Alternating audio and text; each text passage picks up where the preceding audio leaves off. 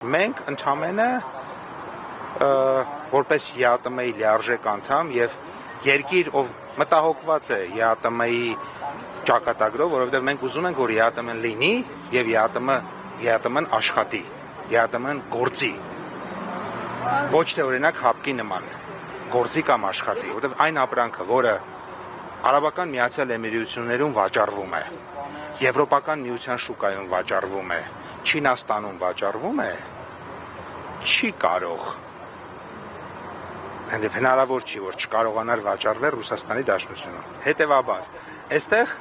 այս հարցը, երբ որ մենք դնում ենք ու ուզում ենք քննարկենք կամ քննարկենք, դա առաջին հերթին նշանակում է քննարկել հարց,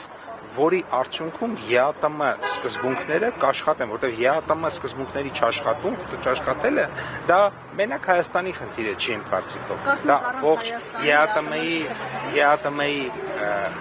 խնդիրն է եւ հետեւաբար մենք այդ կազմակերպությանը վերաբերվում ենք